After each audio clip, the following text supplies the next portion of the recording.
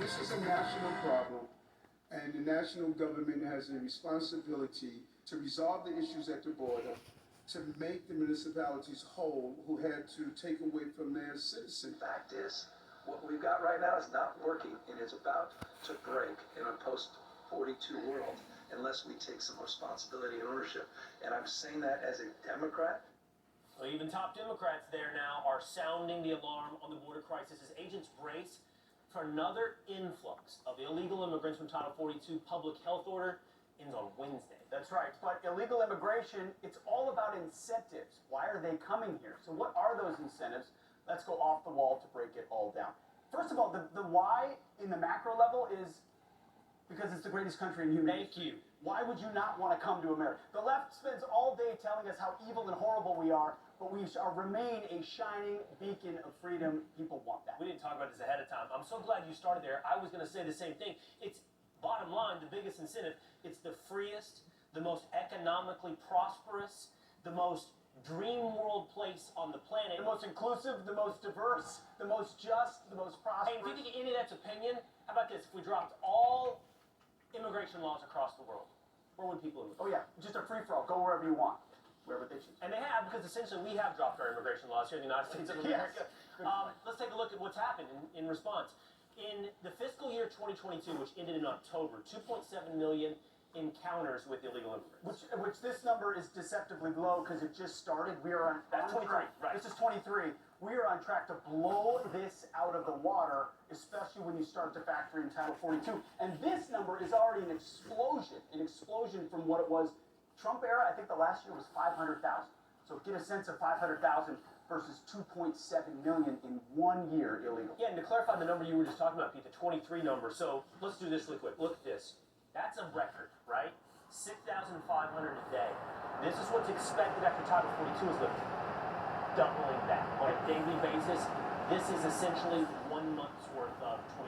We used to talk to we still talk to Brandon Judd. We talked to Border Patrol agents. They would say 1,000 a day was overwhelming. Yeah. Back in the day, 2,000 a day was overwhelming. Obama's DHS said, Jay Johnson said, 1,000 a day is a crisis. That's what it was. I got the wrong name, but Brandon Judd probably would say the same thing too. All right, let's go to the next. We're talking incentives, right?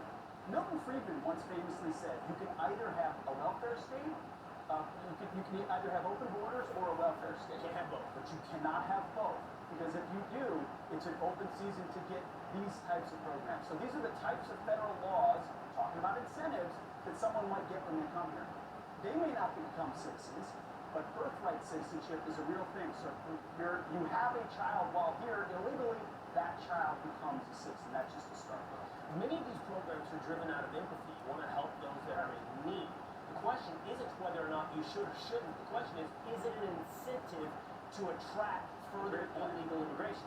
And look at all these services at community health centers, obviously food assistance, housing programs. You're going to provide education for kids if they're here. You're not going to say your parents made a choice and you're a 10-year-old so you can't go to school, so we provide that. Again, we're not saying right or wrong in that particular context. We're saying that attracts people to come to the border, and when the border is open, it means more people come as well. You've also got something like identifications, right? So most of the time when you go to another, if I was to go to another country illegally, I'd say probably would be difficult for me to get identification. Yeah, an actual legal form of ID. Not in the United States of America, not in these 18 states, where if you are here illegally, the left says undocumented, what it is illegally, you can get a driver's license. Yeah, and it's not just about identification. Now you're availing yourselves of the privileges of citizenry.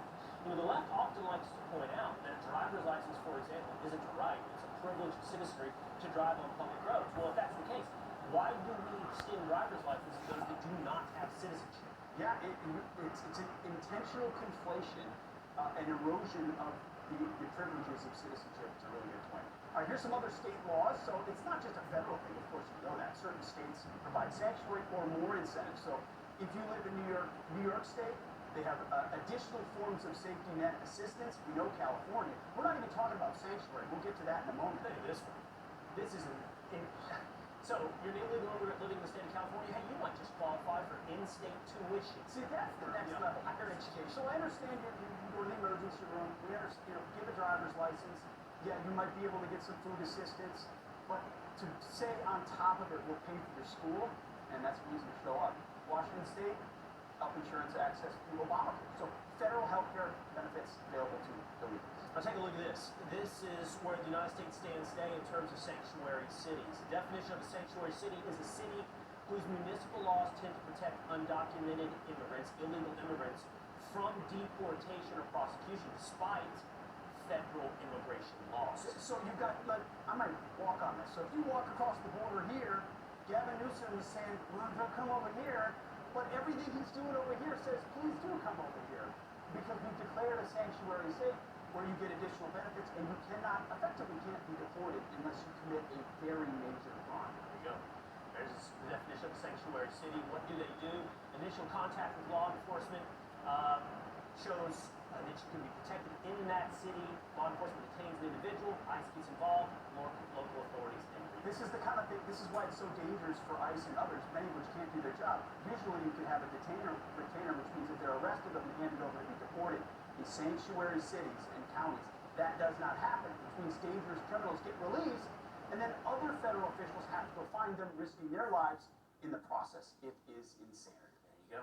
you go. All right, Rachel, over to you. Great stuff, guys. All right.